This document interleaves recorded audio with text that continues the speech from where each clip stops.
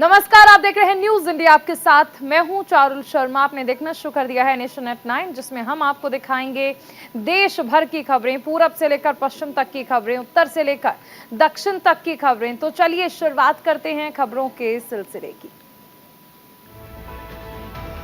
खबरों की शुरुआत करते हैं रक्षा मंत्री राजनाथ सिंह की खबर से, जो कि आज एक अहम दौरे पर रहेंगे। जर्मनी के रक्षा मंत्री के साथ द्विपक्षीय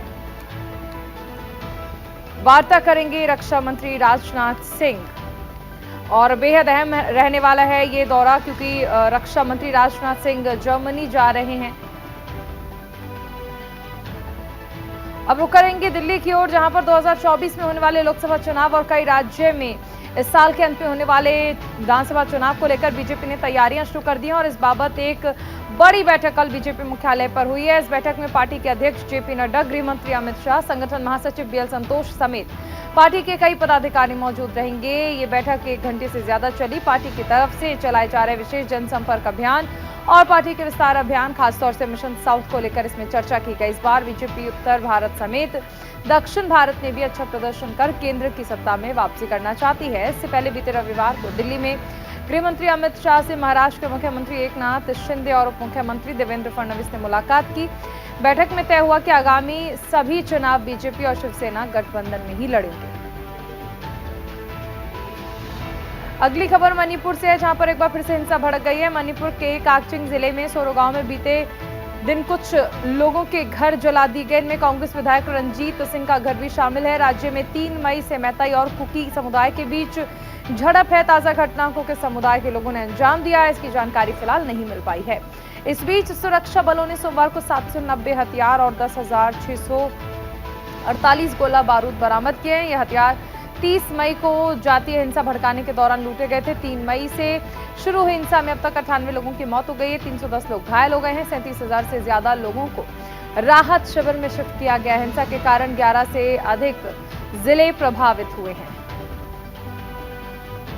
खबरों में रुक करते हैं ओडिशा की ओर, जहां पर आज सीबीआई की टीम बालासोर में दुर्घटना स्थल पर पहुंचेगी और रेलवे पुलिस से मामले को अपने हाथ में लेगी। सीबीआई अपनी जांच पूरी करने के लिए रेलवे सुरक्षा आयुक्त की मदद लेगी। गौरतलब है कि रेल मंत्री अश्विनी वैष्णव ने बीते रविवार को कहा था कि अब तक सामने आए तथ्य के आधार पर रेलवे बोर्ड ने हादसे की जांच के लिए सीबीआई जांच की सिफारिश की है। बता दें कि 3 जून को बालासोर में जीआरपी ने ट्रेन दुर्घटना को लेकर भारतीय दंड संहिता और रेलवे अधिनियम की विभिन्न धाराओं के तहत मामला दर्ज किया। रेलवे ने बताया कि बालासोर ट्रेन हादसे में मरने वालों की संख्या आधिकारिक संख्या बढ़कर 278 हो गई है। वहीं 1100 से ज्यादा लोग घायल हैं। अगली खबर पश्चिम बंगाल से है, जहां मुख्यमंत्री ममता बनर्जी ओडिशा दौरे पर जाएंगी, जहां से वो बालासोर ट्रेन दुर्घटना के घायल यात्रियों से मुलाकात करेंगी, जिनका अस्पतालों में इलाज चल रहा है। सीएम ममता बनर्जी के साथ राज्य मंत्री चंद्रिमा भट्टाचार्य और शशि पांजा भी जाएंगी। इससे पहले सीएम ममता बनर्जी ने कहा कि हमारे राज्य सरकार ने दुर्घटना में अपने प्रियजनों को होने वाले परिवार को 5 लाख का मुआवजा देने का फैसला किया है। इसके अलावा हमने मृतक के परिवार के एक सदस्य को होमगार्ड के रूप में भर्ती करने का फैसला किया है। जिनको गंभीर चोट लगी है उनको 1 लाख का मुआवजा दिया जाएगा, जबकि मामूली चोट वालों को 25,000 रुपए दिए जाएंगे। जो यात्री घायल नहीं है लेकिन घटना से सदमे में है, उन्हें 10,000 रुपए दिए जाएंगे। अगली खबर उत्तर प्रदेश से है, जहां मुख्यमंत्री योगी आदित्यनाथ ने आज शाम 4 बजे कैबिनेट बैठक बुलाई है। सीएम योगी की अध्यक्षता में लखनऊ में मुख्यमंत्री आवास पर यह बैठक होगी। कैबिनेट बैठक में करीब 2 दर्जन प्रस्तावों पर चर्चा होगी। माना जा रहा है कि बैठक में तबादला सत्र 2023-24 के लिए नई तबादला नीति को मंजूरी मिल सकती है। राजस्व और औद्योगिक विकास विभाग के कुछ प्रस्तावों को भी मंजूरी मिल सकती है। प्रदेश में बनाई जाने वाली सड़कों के किनारे जमीन के नीचे नल और सीवर की पाइपलाइन बिछाने, टेलीफोन के तार, ऑप्टिकल फाइबर केबल डालने के लिए अब डक्ट का प्रावधान करना जरूरी होगा। राज्य सरकार इसके लिए डक्ट नीति को मंजूरी देने जा रही है। इस संबंध में लोक निर्माण विभाग के प्रस्ताव को आज होने वाली कैबिनेट बैठक में मंजूरी दी जा सकती है। अगली खबर राजस्थान से है, जहां आज मुख्यमंत्री अशोक गहलोत ने शाम 6 बजे कैबिनेट की बैठक बुलाई। बैठक सीएम गहलोत की अध्यक्षता में जयपुर में मुख्यमंत्री आवास पर होगी। कैबिनेट की बैठक के बाद शाम 7:15 बजे मंत्री परिषद की बैठक प्रस्तावित है। दूसरी तरफ राजस्थान में ईडी की रेड पर सीएम गहलोत ने मोदी अमित शाह पर निशाना साधा। उन्होंने कहा कि ईडी, सीबीआई और इनकम टैक्स राजस्थान में घुसने के लिए तड़प रहे हैं। पेपर लीक मामले में आरपीएससी का मेंबर गिरफ्तार हुआ, जिसका पता चलता है कि एसबी ने शानदार काम किया। बावजूद इसके ईडी को भेज दिया गया। पहले भी पेपर लीक में ईडी भेजी थी। क्या हुआ? गहलोत ने कहा कि ईडी, सीबीआई और इनकम टैक्स की एक विश्वसनीयता है। अधिकारियों के ऊपर दबाव डाला जा रहा है और अधिकारी दबाव में आना बंद करें। खबर हिमाचल प्रदेश से है, जहां मुख्यमंत्री सुखविंदर सिंह सुक्खू ने कैबिनेट बैठक बुलाई है। ये बैठक राज्य सचिवालय में दोपहर 3 बजे होगी। बैठक में कई विभागों में खाली पड़े पदों को भरने की मंजूरी मिल सकती है। बैठक में शिक्षा विभाग में एसएमसी शिक्षकों के ट्रांसफर करने का विकल्प पर भी फैसला हो सकता है। इसके अलावा कुछ विभागों में भर्तियों को लेकर मोहर लग सकती है। वन विभाग में 425 फॉरेस्ट गार्ड्स की भर्तियां होनी है, जिनका प्रस्ताव वित्त विभाग को भेजा गया है।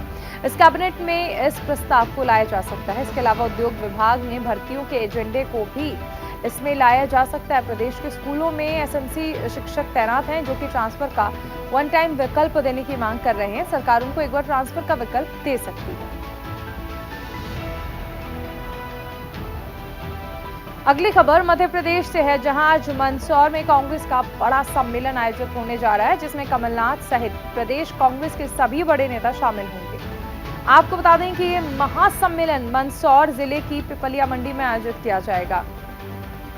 माना जा रहा है कि कांग्रेस इस आयोजन के जरिए किसानों को साधने की कोशिश करेगी। मंदसौर जिले में कांग्रेस के स्थानीय नेताओं ने इस आयोजन की तैयारियां पहले शुरू कर दी थी। इसे लेकर जिले के स्थानीय नेताओं ने पहले से ही तैयारियां शुरू कर दी थी। कांग्रेस सम्मेलन के दौरान मंदसौर गोलीकांड में मृतक किसानों को श्रद्धांजलि दी जाएगी। बता दें कि पिछले 6 साल पहले 2017 में मंदसौर की पिपलिया मंडी में प्रदर्शन के दौरान पुलिस फायरिंग में 6 प्रदर्शनकारी किसानों की मौत हो गई। खबरों में रुक करते हैं गोवा की ओर, जहां पर पणजी में भारत की अध्यक्षता में G20 के तहत अंतर्राष्ट्रीय फाइनेंशियल आर्किटेक्चर वर्किंग ग्रुप की 2 दिवसीय बैठक होगी। बैठक का मकसद वित्तीय सुदृढ़ता को मजबूत करना और वैश्विक दक्षिण की राय को प्रस्तुत करना है। वित्त मंत्रालय और भारतीय रिजर्व बैंक द्वारा संयुक्त रूप से आयोजित इस बैठक की सह अध्यक्षता दक्षिण कोरिया और फ्रांस करेंगे। 2 दिवसीय बैठक में भाग लेने के लिए G20 के सदस्य देश, आमंत्रित देश और अंतर्राष्ट्रीय संगठन के लगभग 100 प्रतिनिधि गोवा पहुंचेंगे। बैठक विभिन्न विषयगत सत्रों में आयोजित की जाएगी, जिस दौरान G20 की भारतीय अध्यक्षता के प्राथमिकता वाले प्रमुख क्षेत्रों को कवर किया जाएगा। बता दें कि G20 अंतर्राष्ट्रीय वित्तीय संरचना कार्यदल की ये तीसरी बैठक गोवा में आयोजित की जा रही है। और बात होगी छत्तीसगढ़ की, यहाँ पर मुख्यमंत्री भूपेश बघेल ने दुर्ग जिले के कुम्हरी में 26 करोड़ की लागत के विकास कार्य का लोकार्पण किया। उन्होंने यहाँ लेजर विद म्यूजिकल फाउंडेशन का शुभारंभ किया। बड़े तरिया लगभग 18 एकड़ क्षेत्र में फैला हुआ है। इस तरिया के परिसर में food stall, green walking tunnel, toy train, arch और सस्पेंशन ब्रिज भी बनाया गया है। कार्यक्रम में शहर में 174 करोड़ 45 लाख रुपए के विकास कार्य की सौगात दी गई है। इनमें 45 करोड़ 44 लाख 67 हजार के विकास कार्य का लोकार्पण और 130 करोड़ के कार्यों का भूमि पूजन शामिल है। इस दौरान नगरीय प्रशासन मंत्री डॉक्टर शिव कुमार दहरिया, वन मंत्री मोहम्मद अकबर सहित स्थानीय जनप्रतिनिधि भी शामिल हुए। रुक करेंगे देवभूमि उत्तराखंड का। देहरादून में सीएम आवास में आयोजित प्राविधिक शिक्षा के चयनित छात्रों के लिए रोजगार मेले का आयोजन किया गया। मुख्यमंत्री ने प्राविधिक शिक्षा के 272 अभ्यर्थियों को नियुक्ति पत्र सौंपे। पॉलिटेक्निक कॉलेज के इन अभ्यर्थियों का अलग अलग कंपनियों के लिए चयन हुआ है। मुख्यमंत्री ने नियुक्ति पत्र प्राप्त करने वाले सभी छात्र छात्राओं को बधाइयां दी और उनके उज्जवल भविष्य की कामना की। इस दौरान सीएम धामी ने कहा कि राज्य के शिक्षित और प्रशिक्षित युवाओं को रोजगार उपलब्ध कराने के लिए प्रदेश सरकार नई रोजगार नीति लाएगी। निकट भविष्य में नई रोजगार नीति लाने पर विचार हो रहा है। प्रधानमंत्री मोदी के संकल्प के तहत अगले 1 साल में 10 लाख लोगों को रोजगार दिया जाएगा।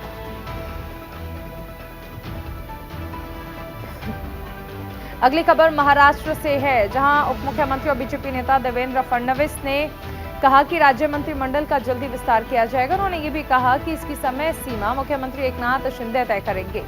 यही नहीं, शिंदे के नेतृत्व वाली शिवसेना और बीजेपी सभी चुनाव मिलकर लड़ेंगी। दिल्ली में केंद्रीय गृह मंत्री अमित शाह के साथ उनकी बैठक के दौरान इस पर विस्तार से चर्चा हुई थी। आपको बता दें कि पिछले साल जून में सत्ता में आने के बाद पिछले साल 9 अगस्त को शिंदे फडणवीस सरकार में 18 मंत्रियों को शामिल किया गया। नियमों के मुताबिक राज्य में मंत्रिपरिषद में अधिकतम 43 मंत्री शामिल हो सकते हैं।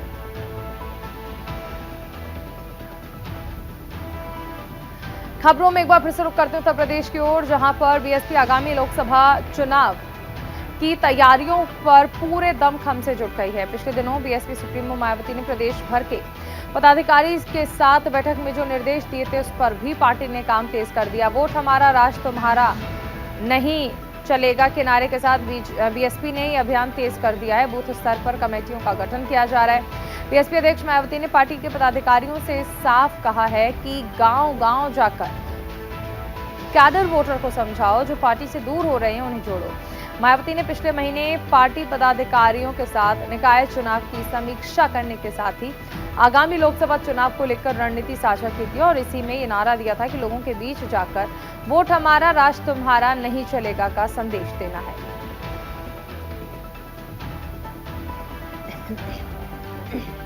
अगली खबर पश्चिम बंगाल से है, जहां ओडिशा के बालासोर ट्रेन हादसे को लेकर पश्चिम बंगाल में बीजेपी नेता शुवेंदु अधिकारी ने बड़ा बयान दिया। शुवेंदु ने हादसे के पीछे तृणमूल कांग्रेस की साजिश बताई। शुवेंदु अधिकारी ने कहा कि इन लोगों ने पुलिस की मदद से दोनों रेल अधिकारियों का फोन टेप किया और ट्विटर पर डाल दिया। दोनों रेल अधिकारियों की बातचीत इन लोगों को कैसे पता चली, इसके पीछे क्या टीएमसी की साजिश है, बातचीत कैसे लीक हुई, सीबीआई जांच में ये भी आना चाहिए। नहीं आएगा तो मैं कोर्ट का दरवाजा खटखटाऊंगा। इस पर राजनीति नहीं करनी चाहिए। वहीं टीएमसी का कहना है कि शुवेंदु अधिकारी अपना मानसिक संतुलन खो चुके हैं। खबरों में रुख करते हैं महाराष्ट्र का, जहां पर आज मुंबई में आरबीआई की मौद्रिक नीति समिति की 3 दिवसीय बैठक शुरू हो रही है। वित्तीय वर्ष 2024 की दूसरी द्विमासिक बैठक आज 6 जून से 8 जून तक आयोजित होगी। इसके फैसलों का ऐलान 8 जून को किया जाएगा। बैठक को लेकर आर्थिक जानकारों का मानना है कि आरबीआई गवर्नर शक्तिकांत दास की अगुवाई में होने वाली मॉनेटरी पॉलिसी कमेटी की बैठक में केंद्रीय बैंक रेपो रेट में कोई बदलाव नहीं करेगा। रेपो रेट को 6.5% में स्थिर रखा जाएगा और देश में महंगाई के घटते आंकड़ों के बीच ये फैसला आम जनता को राहत देने के लिए लिया जा सकता है।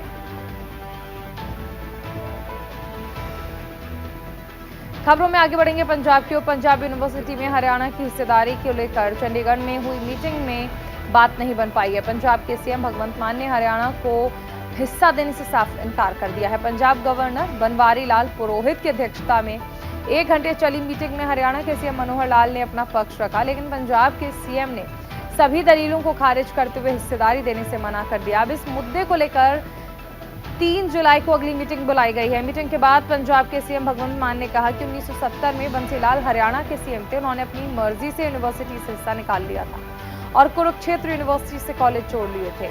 इस वक्त यूनिवर्सिटी को 40% फंड पंजाब दे रहा है। हिमाचल ने भी अपनी मर्जी से हिस्सेदारी छोड़ दी थी। इस पर केवल पंजाब का अधिकार है।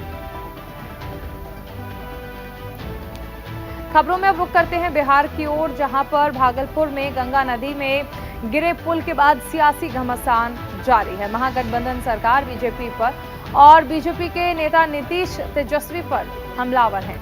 इस बीच बीजेपी के वरिष्ठ नेता बिहार के पूर्व उप मुख्यमंत्री सुशील कुमार मोदी ने महागठबंधन सरकार पर निशाना साधा। सुशील मोदी ने कहा कि जो लोग प्रधानमंत्री और रेल मंत्री से बालासोर रेल दुर्घटना की जिम्मेदारी लेने की मांग कर रहे हैं, क्या वो बिहार में निर्माणाधीन अगवानी सुल्तानगंज महासेतु का एक बार फिर से ढह जाने की जिम्मेदारी लेंगे? क्या महासेतु मामले में मुख्यमंत्री और उप मुख्यमंत्री अपनी जिम्मेदारी को स्वीकार करते हुए कोई कार्रवाई करेंगे? सुशील मोदी ने कहा कि जो लोग गैसल रेल दुर्घटना की नैतिक जिम्मेदारी लेकर नीतीश कुमार के लिए इस्तीफे की मांग कर रहे थे, वो महासेतु के ढहने पर चुप क्यों हैं? असम और अरुणाचल प्रदेश की सीमा पर बदमाशों ने फायरिंग कर दी है। इससे 2 लोगों की मौत हो गई, जबकि 3 लोग अभी भी लापता हैं। पुलिस अधीक्षक रंजन भुइया ने बताया कि एक व्यक्ति की मौके पर ही मौत हो गई थी। दरअसल स्थानीय लोगों ने विश्व पर्यावरण दिवस के मौके पर अंतर्राज्यीय सीमा क्षेत्र में प्लांटेशन का कार्यक्रम रखा था। यहाँ व्यवस्था बनाने के लिए 7 लोग समय से पहले चले गए थे और वो फायरिंग का शिकार हो गए। असम के लोगों ने अरुणाचल प्रदेश के बदमाशों के शामिल होने का भी आरोप लगाया है। बता दें कि दोनों राज्य का सीमा विवाद का लंबा इतिहास रहा है। अघोषित रूप से असम और अरुणाचल प्रदेश 804 किलोमीटर लंबी सीमा साझा करते हैं और दोनों पक्ष सीमा विवादों को सुलझाने के लिए चर्चाओं में लगे हैं। पिछले साल जुलाई में दोनों राज्यों के मुख्यमंत्रियों ने नामसाई घोषणा पर हस्ताक्षर कर किया था, जिसका उद्देश्य दशकों पुराने सीमा विवाद को हल करना था। खबर तमिलनाडु से है, जहां national medical association hospital board of India ने 2 दिवसीय राष्ट्रीय स्वास्थ्य बीमा शिखर सम्मेलन की शुरुआत की है। इस शिखर सम्मेलन में देश भर के डॉक्टर्स हिस्सा ले रहे हैं और स्वास्थ्य देखभाल प्रणाली के लिए स्वास्थ्य बीमा और सहयोगी दृष्टिकोण के बारे में चर्चा कर रहे हैं। और इस दौरान national medical association hospital boards of India के राष्ट्रीय अध्यक्ष ने कहा कि भारत में डॉक्टर्स पर हमले बढ़ रहे हैं और हम इसकी कड़ी निंदा करते हैं। कोरोना के दौरान सरकार अस्पतालों में डॉक्टर्स की सुरक्षा के लिए एक अध्यादेश लेकर आई थी, लेकिन कोरोना के बाद अब सरकार डॉक्टर्स की नई सुरक्षा के लिए नया कानून बनाने में देरी कर रही है। हम सुरक्षा से देश में डॉक्टर्स की एक सुरक्षा के लिए अलग केंद्रीय कानून लाने का आग्रह करते हैं। अगली खबर तेलंगाना से है, जहां एनएसटीआई में 2 दिवसीय कौशल महोत्सव मेले का आयोजन किया गया, जिसमें कई छात्रों ने हिस्सा लिया। इस दौरान केंद्रीय मंत्री जी किशन रेड्डी ने राष्ट्रीय कौशल प्रशिक्षण संस्थान में लगभग 1300 लोगों को नियुक्ति पत्र दिए। इस दौरान मीडिया से बातचीत करते हुए केंद्रीय मंत्री किशन रेड्डी ने कहा कि पीएम मोदी के निर्देश पर हमने हैदराबाद में 2 दिवसीय नौकरी मेला कौशल महोत्सव मेला आयोजित किया, जिसमें लगभग 1300 लोगों को नियुक्ति पत्र दिए गए। आगे भी इस तरह के रोजगार मेले का आयोजन किया जाएगा ताकि ज्यादा से ज्यादा लोगों को रोजगार दिया जा सके। अब बात होगी कर्नाटक की। प्रहोर बैंगलोर होटल एसोसिएशन ने राज्य सरकार से रेस्टोरेंट्स को 24 घंटे खोलने की अनुमति देने का अनुरोध किया है और इससे पहले सरकार ने रेस्टोरेंट को 24 घंटे खुला रखने के लिए गाइडलाइंस जारी की थी, लेकिन बेंगलुरु पुलिस ने कर्मचारियों की कमी का हवाला देते हुए अनुमति देने से इनकार कर दिया था। होटल, रेस्टोरेंट, बेकरी, मिठाई की दुकान और आइसक्रीम पार्लर्स की देखरेख करने वाली एसोसिएशन ने अब गृह मंत्री डॉक्टर जी परमेश्वर को नियम लागू करने के लिए पत्र लिखा है, जिसे राज्य और केंद्र सरकारों ने मंजूरी दे दी है। बीबीएचए के प्रेसिडेंट पीसी राव ने कहा कि पत्र में कहा गया है कि इस फैसले से नौकरियां पैदा होंगी और कारोबार को बढ़ावा मिलेगा। अगर सरकार इसकी अनुमति नहीं देती है तो एसोसिएशन अदालत का रुख करेगा। खबर आंध्र प्रदेश से है, जहां पर एक दर्दनाक सड़क हादसा हो गया। बताया जा रहा है कि एक खड़ी लॉरी में अचानक से एक वाहन ने टक्कर मार दी। इस हादसे में 4 लोगों की मौत हो गई। एक की हालत गंभीर है, जबकि 6 अन्य गंभीर रूप से घायल हो गए हैं। हादसे के तुरंत बाद वहां पर पुलिस पहुंच गई और राष्ट्रीय राजमार्ग पिलेरू पुलिस अधिकारी मौके पर पहुंचे। 17 मई को भी ऑटो रिक्शा के तेज रफ्तार ट्रक की चपेट में आने से दर्दनाक हादसा हो गया था। करीब 6 महिला मजदूरों की इस दौरान मौत हुई थी।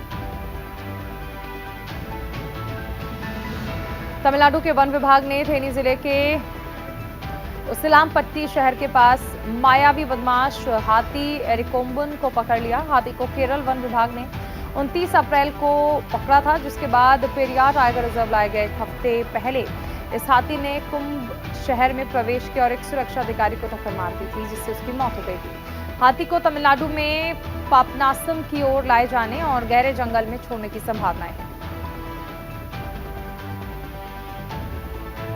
खबर कर्नाटक से है, जहां deputy CM DK Shivakumar ने बीबीएमपी को राजधानी में वृक्षारोपण अभियान के छात्रों को शामिल करने का निर्देश दिया। विश्व पर्यावरण दिवस के मौके पर रचनाहल्ली में एक समारोह में डीके शिव कुमार ने हिस्सा लिया और इस दौरान डीके शिव कुमार ने बीबीएमपी से एक रिपोर्ट तैयार करने के लिए कहा। बेंगलुरु में ऐसी कितनी सड़कें हैं जिनके दोनों ओर पेड़ नहीं हैं। साथ ही उन्होंने पौधे लगाने और पेड़ों के पोषण की जिम्मेदारी स्थानीय छात्रों को देने की बात कही। साथ ही शिव कुमार ने कहा कि बीबीएमपी को उन्हें पौधे और सुरक्षा जाल उपलब्ध कराने चाहिए और पौधे का नाम उस बच्चे के नाम पर रखा जाना चाहिए जो इसे लगाता है और उस बच्चे को पौधे की देखभाल करनी चाहिए। अगली खबर तमिलनाडु से है, जहां कोल्लम जंक्शन से चलने वाली चेन्नई एगमोर एक्सप्रेस में एक कोच में दरार आ गई, जिसे समय रहते रेलवे कर्मचारियों ने देख लिया। कोच के पहिए के ऊपर बेस में ये दरार आई थी। जानकारी मिलते ही कोच को ट्रेन से अलग कर दिया गया। इसकी वजह से ट्रेन आधा घंटे लेट हो गई। इसके बाद इस कोच के यात्रियों को दूसरे कोच में शिफ्ट किया गया। रेलवे के एक कर्मचारी ने कहा कि अगर ये क्रैक पर नजर नहीं पड़ती और ट्रेन रवाना हो जाती तो एक बड़ा हादसा हो सकता था। अगली खबर तेलंगाना से है, जहां हैदराबाद के कैंसर पीड़ित भरतेश नाम के एक शख्स ने अपनी इस बीमारी के बारे में जागरूकता फैलाने के मकसद से अब तक 15 राज्यों की यात्रा कर दी है। हैदराबाद के रहने वाले हरतेज ने बताया कि वो कैंसर के लास्ट स्टेज पर बचे और वो अपनी यात्रा के दौरान लोगों को बताते हैं कि कैंसर के बाद भी जीवन है। उन्होंने कहा कि कैंसर के मरीजों को प्रेरित करने के लिए वो देश के अलग अलग राज्य में कैंसर के अस्पतालों में और कई जगह का दौरा कर चुके हैं। भरतेश ने बताया कि वो कैंसर पीड़ितों को संदेश देने के लिए राइड ऑफ होप नाम से एक अभियान चला रहे हैं।